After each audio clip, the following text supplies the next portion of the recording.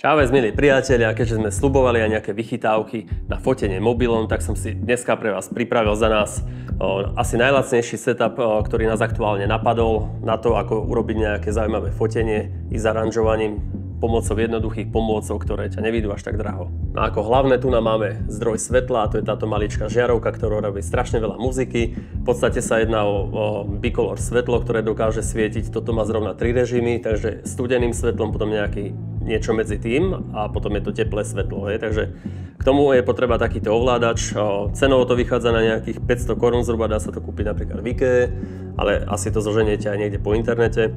Dokonca už ich robia aj v RGB režimoch, takže sa dá robiť aj ambientné svetlo, keď si človek kúpi 2 žiarovečky takéto, doporučujem toto tu na. A zároveň toto svetlo môžete doma používať ako žiarovku, takisto som to ja urobil, kde som to vymontoval proste z nášho lustra, aby som si toto mohol dneska svietiť.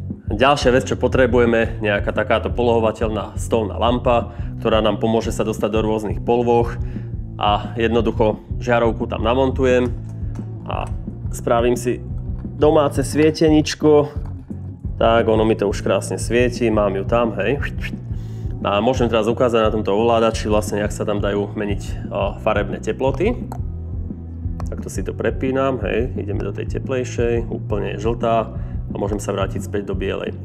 Čo som ešte zabudol dodať, že sa dá tu nadávať aj intenzita svetla, takže pridržaním ovládača viem ubrať svetlo, takže zatmaviť a naopak zase pridať. Takže ako fakt dobrá vecička, keď si potrebujem urobiť nejaké zátišie a fakt sa len ľahko dosvietiť. No a pokiaľ takéto stolné lampy sú v obchode drahé, rádovo nejakých 1000 korún, tak chod na Bazoš a tam ju kúpiš aj za 100. A ďalšia super vecička, čo je v podstate nejaký takýto C-stand s nejakým výsuvným ramenom, na ktorý vieme upevniť mobil pomocou nejakého držiačika. Vychádza to asi na nejaké 3000. Za nás je to také najviac doporučenie a dobrá investícia, pretože na to vieme pripevniť aj zrkadlovku alebo nejaký fotoaparát. Je to pevné alebo svetlo, hej, takže dá sa to využiť ako multi. A pozor na to, že keď to budete kupovať, tak určite to kupujte s touto hlavou a s týmto ramenom, hej. Je to fakt variabilné a dá sa to rôzne nastavovať, polohovať, otáčať. No a tento systém s ramenom je vhodný aj na to flatlay fotenie, hlavne. Kvôli tomu som si to tu nainštaloval, ale k tomu budem potrebovať ešte takúto pomôcku. Je to v podstate jednoduchý držiak na telefón, vychádza to asi 100 kč, fakt ako lacná záležitosť. A má to i ten závit, na ktorý to viem primontovať. Takže ja to tam rovno nahodím. Tak mám to tam, tyčku si viem potom pootočiť ešte, hej, ak potrebujem. No a do toho si vložím krásne telefón. Easy vec. Tak. A mám to pripravené v podstate na fotenie, hej. No a keďže máme len jeden zdroj svetla, tak by bolo fajn eliminovať tiene z tých produktov, ktoré tam vrhajú.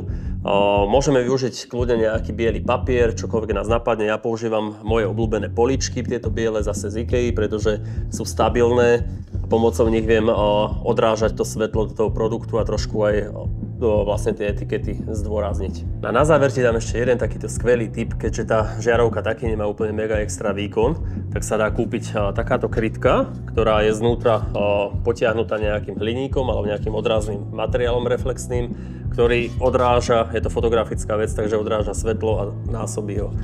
Takže niekde v nejakom hobby markete kúpiš takúto jednoduchú spinku, štipec, čokoľvek, ak to nazveme, je to jedno.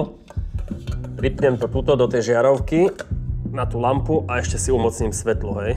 Ono to vo výsledku nie je až tak vidieť, ale je to vidieť. Vy to asi neuvidíte, ale ja to uvidím. Takže takto si umocním ešte to svetlo, robí mi to ešte to, robí mi to takéto vecičky, vidíte, potrebujete trošku kvalitnejšiu lampu ako ja. Že mi to ešte aj smeruje niekam ten prúd svetla, takže je to nejaký modifikátor zároveň. A na záver aj s takto vlastným setupom sa dajú fotiť takéto šupa jeba fotky. Milí kamaráti, v ďalšom videu vám ukážem, ako efektívnejšie využiť tento setup. Toto je na dneska všetko.